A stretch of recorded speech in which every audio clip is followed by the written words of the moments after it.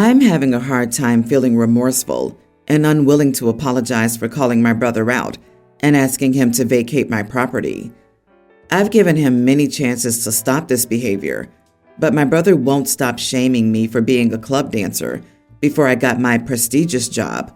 These are his literal words. Now I'm a nurse anesthetist. He's been making offhand remarks about me having been a dancer since he found out 6 years ago. He gets on these long tirades about how I'm ungodly and unholy, and that the sins I committed can never be forgiven unless I repent and let God into my heart. I am not religious.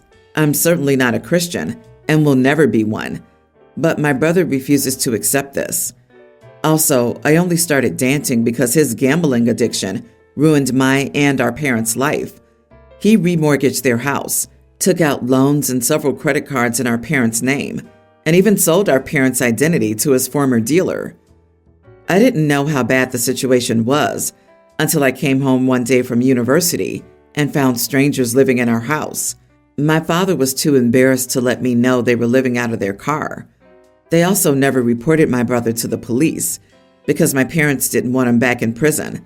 The last time he went in for 2 years, my parents and I were blackmailed to pay his prison debt.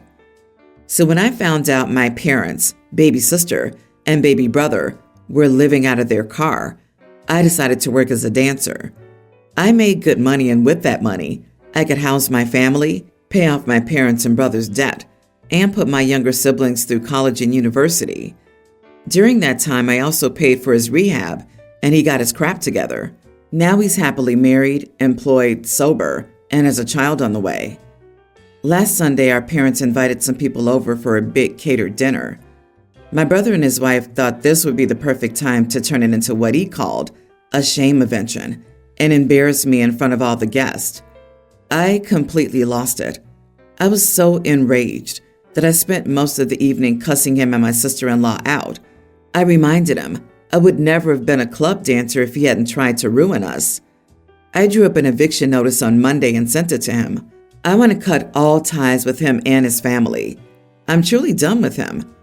Almost everyone's telling me that I'm right in being angry, but that it's terrible to kick him and his wife out when they're due to have their first child in 9 weeks.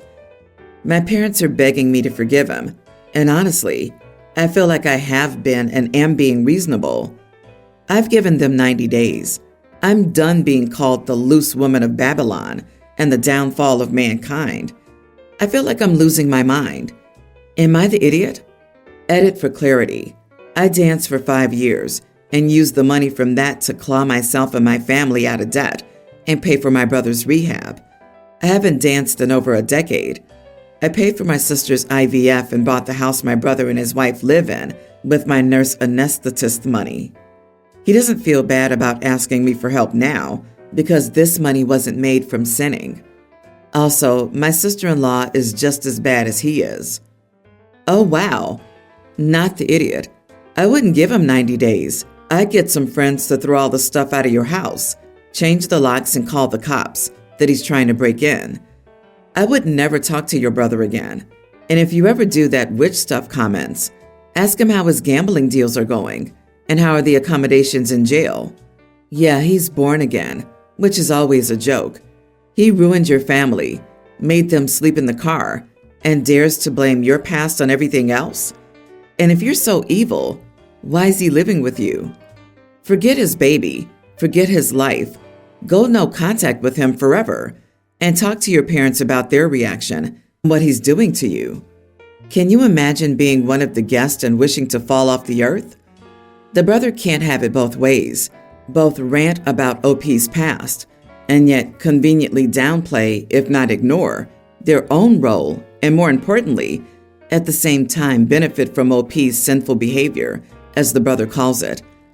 Hopefully OP never has to talk to him again, but if she does, she should ask for all the money she paid for his rehab, bail back, and IVF. OP, you did what you had to do after your parents enabled him, to the point of losing everything but their lives and the clothes on their back. He should be thanking you, not shaming you. You did nothing shameful, unlike him, and I'd be cutting off my parents next. This has golden child versus scapegoat written all over it, and my heart aches for you. Absolute goddess, I wish you all the blessings and joy a life could hold. I, 29 female, am a child of divorce. My parents separated when I was 10 years old and have constantly put me in the middle of their relationship. For example, they put the choice of where to live on me at the age of 10. I chose Dad. After my mom moved out, my parents have not seen or spoken to each other since, to the best of my knowledge. As a teen, they would constantly badmouth one another, and I constantly felt like I had to pick sides. It got to the point where I turned 14 and didn't have anything to do with my mom. When I turned about 17 years old, I rekindled the relationship with my mom. We had a falling out when I turned 20. We rekindled again when I was 25 or 26. Since then, things between my mom and I have been fine. Dad has always been a stable, reliable parent. Although we've argued like any father and daughter, he's always been there for me.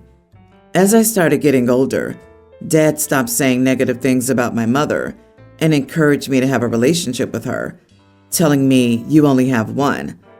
Fast forward, my dad now lives a 3-hour plane trip from me. I don't get to see him very often, about once a year, if that. I know I need to make more effort. My mom lives about an hour away from me, and I see her about once a month. My brother Evan is getting married this month. The wedding is about a 30-minute drive for me. He has issues with my mom. However, he invited her to the wedding to avoid drama. My dad is also invited. This will be the first time they've seen each other in almost 20 years.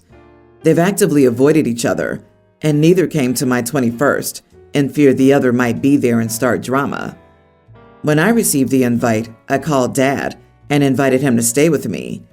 I was excited because I don't get to see him very often. I wanted him to see my new place, meet my dog, and spend time with my boyfriend. My mom just invited herself to stay at my place for the wedding. She also invited 2 of her friends to stay and just planned out the weekend. Dad could stay elsewhere, but I don't get to spend much time with him, and I actually invited him to stay with me. Dad's not a big drinker, neither am I. The rest of my family is. Dad doesn't want to stay in the provided accommodation due to the drinking and likely carrying on that goes with it. Mom can't stay at the provided accommodation, as it's with Dad's family. They all had a falling out after the divorce. I want to ask my mom to find somewhere else to stay, so my dad can stay with me. Dad's pressuring me to tell Mom to stay somewhere else. I haven't told my mom yet about Dad wanting to stay or being invited too. I should have when she invited herself over, but I feel like a 10-year-old kid again, too shy and emotional to say anything. My boyfriend has offered to speak to my mom and arrange accommodation for her and her friends, but I feel like I'm almost 30. I should be able to just tell my mom to stay elsewhere. I feel guilty and upset about the thought of doing this. My brother said he could disinvite Mom, which would be the end, but he's being dramatic, although trying to look out for me and my feelings. My brother offered to deal with it, but it is his wedding, and he should focus on that. Am I the idiot if I tell my mom to find alternate accommodations? You invited your dad. Your mom invited herself. You tell her no. Say, "Sorry, Mom. I don't have room for you and your friends. I've invited someone else to stay here. You'll have to find other accommodations." Stick to that. You must stick up for yourself and your dad. It would be incredibly hurtful to your dad to uninvite him just because you don't want drama. You have to grow a spine and deal with this as an adult, not the idiot, unless you wimp out. Girl, let your support system support you. Stop resisting boyfriend's offer to help. If OP can't do it, just let him. Mom is being so rude offering OP's home to other people. She needs to hear no loudly and clearly. Honey, you're emotionally and mentally still struggling with the verbally abusive dynamic when you were a child. Let boyfriend take care of this. Go get yourself therapy, and at some point in the future, you may be able to deal with things like this. It's okay that it's not now. I'm a grandparent to 3 lovely kids. It's a tradition that I make a baby blanket with the kid's name and give it to the father or mother so they can use it when the kid is born. It took me months to make this blanket due to my embroidering and working. For example, my oldest grandgirl has at least 100 little butterflies on it, along with her name. My grandson has different plants. In short, they take me a long time. The issue started when my daughter-in-law announced she was pregnant. I started making a blanket after asking the theme for the nursery. It's going to have planets and stars on it. Well, I needed the name to figure out how the planets were going to go places and how much space I needed. No answer. I asked both again, and my daughter-in-law got back, Abby. Okay. I started planning until my daughter called me up, saying the name was Sam. This confused me, and I called up my daughter-in-law, asking if I had the right name. She told me to drop it, and she isn't telling me. I again explained that I needed the name to make the blanket. Depending on how long it is, it may not fit in the area it needs to go, and I would need to change the design. She told me no. I asked my son, same answer. So I didn't make it. Jennifer was born this week. My son and daughter-in-law are angry that I didn't make it. I told them I needed the name, but they weren't hearing it. Am I the idiot? I will still make her a blanket, so I think the claim that I don't care about my grandkids at all is really messed up. You are the idiot. This sounds like a power versus boundary battle, and you've succeeded in punishing them for their boundaries. You really couldn't do anything at all without a name? A blanket can be made without the name and still be very personal. You were angry that you weren't being given the information ahead of time, and so decided not to do it. It's your right not to make one, but you were punishing them. This reeks of missing reasons. Dollars to donuts that you made comments or suggestions when a name was given to you before the baby was born. You're being a petty toddler. There's no reason you need to know the name before the birth, other than nosiness. What if one of your kids picked a name and changed the name once they met their baby? That happens frequently. The picked name doesn't fit the baby they meet. There's no reason for parents to announce the name on the birth certificate before the ink is dry. Not the idiot. It sounds like it is your tradition that you do this for your grandchildren, not their parents. So I disagree with the idiot crowd saying you should have just made a nameless blanket. That's not the gift you wanted to produce for your grandchild. You are entitled to make your gift however you envision it. It's fine that the parents wanted to keep the baby's name a surprise, but they can't expect a finished blanket at the birth in that case. It's totally reasonable to assume once they revealed the name, a blanket would be worked on then. They're being unrealistic and unreasonable, and honestly, a bit entitled. The blanket isn't their gift. A week ago, I, 26 male, and my family helped one of my cousin's family relocate to a place 8 hours away. This mainly involved using my pickup and one of my trailers to haul all their boxes and furniture not taken by a company they hired. Unfortunately, this nice country drive became a nightmare due to bad weather and traffic, which made driving stick brutal. My actual problem started when it was time for everyone to call it a day. Despite saying she had enough air mattresses, blankets, and pillows for everyone, this wasn't the case. To make things worse, there were no hotels nearby or furniture people could sleep on, as it was with a moving company. Due to this shortage, I was the only person who couldn't sleep, as even doing so in my truck didn't work. The following night was no better, as during the day, I did all the lifting only to again have to try and sleep in my truck. By 3 a.m. the following morning, I was so tired that I began to feel cold and sick, which led me to saying, screw this. Instead of staying, I decided to go home and stop at the first hotel I came across on the highway. Since everyone was sleeping, I didn't bother going into the house before hitting the road. After a solid 40 minutes of driving, I found a hotel for the night. Before bed, I called my fiancée and informed her about the situation and my plans to go home. Crap hit the fan the next day when my cousins and the others started wondering where I was. The moment I told them I was going home and my reasons for doing so, they started going off on me. When I stopped taking their calls, they started sending angry texts saying that I was an idiot and that they planned on disowning me. When I stopped answering altogether, they started bombarding my fiancé. Am I the idiot? They plan on disowning me. I love that. Don't threaten me with a good time. You are not the idiot. Yeah, I'll never allow you to be unpaid labor for me again. Boo-hoo. If they'll disown you anyway, send them an invoice for using your truck, fuel, and moving manpower. Throw in the cost of the hotel, too. They expected you to suck it up and sleep in your truck for 2 days for the honor of helping them move? Why did they need you and your stuff for multiple days? Sounds like they didn't plan well.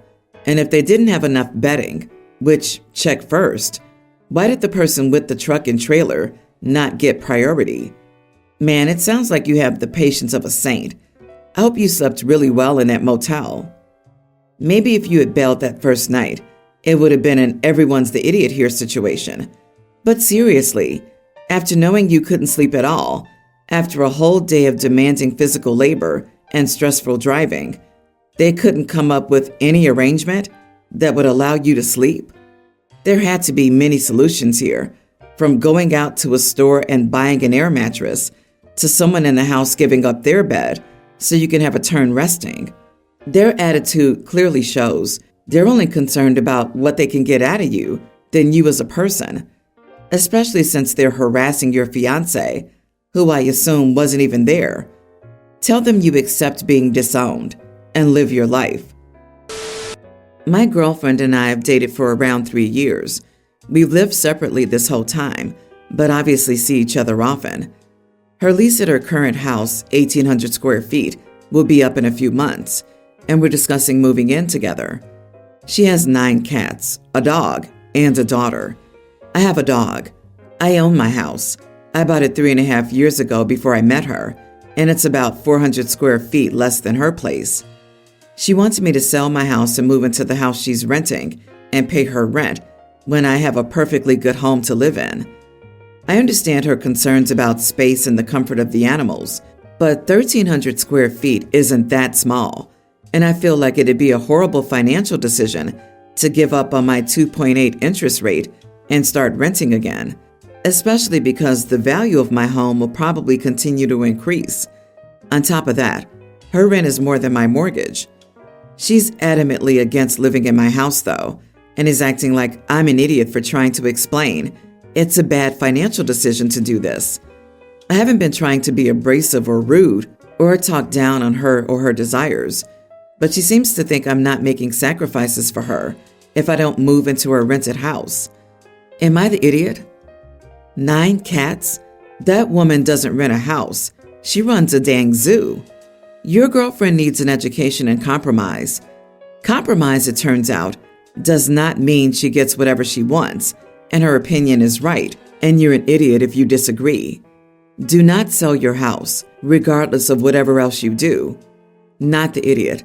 I cannot imagine wanting to live in an 1,800 square foot house with 2 adults, 2 dogs, a child, and 9 cats.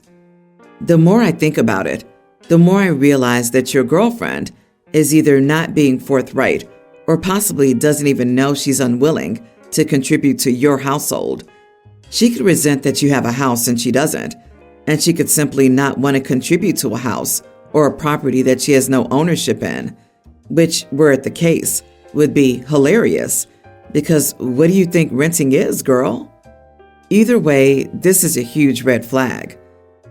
Okay, I'm just gonna say it. Someone with 9 cats has issues. This isn't someone you want to share a home with permanently. And it's cruel to have that many animals in a small space. Say no. Keep saying no. If you want to rent a place together, then rent your house to someone else and try living together for a year, but not in your home. And good luck finding a landlord that'll say yes to 9 cats.